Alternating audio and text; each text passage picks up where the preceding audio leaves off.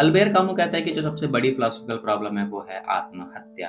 ये खोजना कि असल में जीवन जीने लायक है भी या नहीं। अल्बेर कामू एक फ्रांसीसी लेखक थे। उन्हें 1957 में नोबेल प्राइज मिला। उनका लेखन अब्सर्डिज्म के ख्याल के इर्द गिर्द घूमता है।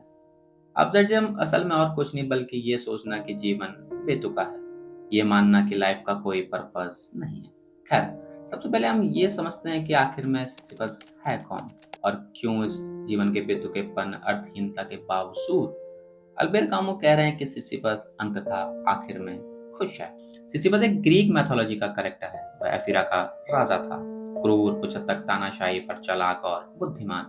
वो देवताओं से हमेशा पंगा लेता रहता, इसलिए देवता उससे हमेशा नाराज रहता है। एक बार उसने थानोटॉस, जो कि मृत्यु का देवता है, उसे बंदी बना लिया। इससे हुआ ये कि पृथ्वी में होने वाली सारी मौतें रुक गई। इसलिए देवता उसे दंड देते हैं कि वह एक विशाल बड़े पत्थर को पहाड़ की चोटी तक पहुंचाए। पर यह इतना आसान नहीं था। जैसे ही सिसिफस उस बड़े विशाल पत्थर को पहाड़ की चोटी तक पहुंचाता, पत्थर फिर लुढ़क कर नीचे आ जाता। सिसिफस जब फिर पूरी ताकत के साथ पत्थर को पहाड़ की चोटी तक पहुंचाना शुरू करता और जैसे ही पत्थर पहाड़ की चोटी तक पहुंचता, पत्थर फिर लुढ़क कर नीचे आ जाता। और ये चक्र कभी समाप्त नहीं होता। दरअसल सिसिफस की असली सजा पत्थर को पहाड़ की चोटी तक ले जाना नहीं थी, बल्कि उसकी असली सजा थी उस काम की निरर्थकता।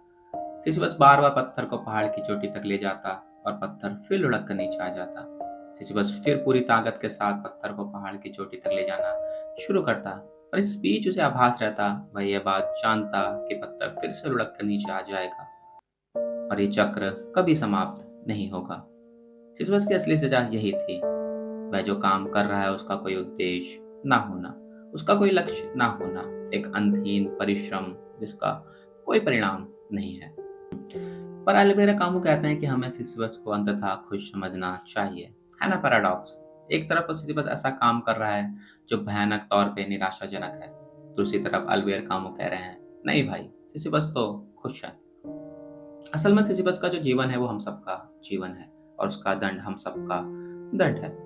एक सामान्य मनुष्य जीवन भर क्या करता है? वो उस होप के साथ, उस उम्मीद के साथ जीवन भर दौड़ता है, संघर्ष करता है, दुख झेलता है कि यहाँ ऐसा कुछ है जिसे पाया जा सकता है। इसलिए वो इतने संघर्ष के बावजूद आगे बढ़ता रहता है। पर एक ऐसा इंसान जिसे यह एहसास हो जाए कि सारा जीवन बेतुका है, यहाँ ऐसा कुछ भी नहीं है जिसे पाया जा सकता है। एक ऐसा व्यक्ति जिसे यह एहसास हो जाए कि ऐसा कुछ भी नहीं है जो अर्थपूर्ण हो, सब कुछ बेतुका यानी अब्सर्ड है, ऐसा व्यक्ति जीवन से निराश हो जाएगा। जब कुछ अर्थपूर्ण है ही नहीं तो इतना संघर्ष क्यों, इतनी भागदौड़ क्यों?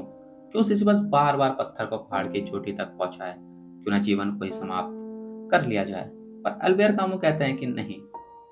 हाँ, जरूर ये विकल्प हो सकता है, पर अल्बेर कामू कहते हैं कि इससे बेहतर विकल्प हमारे पास मौजूद है। कामू कहते हैं कि सबसे पहले हमें जीवन की निरर्थकता का सामना करना होगा, उसे स्वीकार करना होगा। अगर हम ऐसा नहीं करते तो इस अर्थहीन जीवन में अर्थ खोजने की हमारी छटपटाहट हमें और निराश करती है। जिस समय हम जीवन की निरर्थकता को स्वीकार कर लेते हैं तो हम कम से कम इस छटपटाहट से तो मुक्त हो जाते हैं। सिसिफस ने भी स्वीकार कर लिया है कि पत्थर बार बार लुढ़क कर नीचे आएगा। उसे अब अपनी स्थिति स्वीकार है। पत्थर जब लुढ़क कर नीचे आ जाता है और सिसिफस थका, निराश, कंधे झुकाए नीचे उतरता है, तो इसके बीच उसके पास सोचने का समय है। या तो वह इस दंड को स्वीकार करे जिससे उसकी चेतना में, उसकी स्थिति में कोई बदलाव नहीं आएगा, या उसके बाद दूसरा विकल्प है जीवन की निरर्थकता के बावजूद, उसकी काम की निरर्थकता के बावजूद वह चुनाव करे। सिसिफस चुनाव करता है, सिसिफस जीने का चुनाव करता है। सिसिफस अब खुश है, अपने दंड से नहीं, अपनी चेतना से, अपनी जागरूकता से।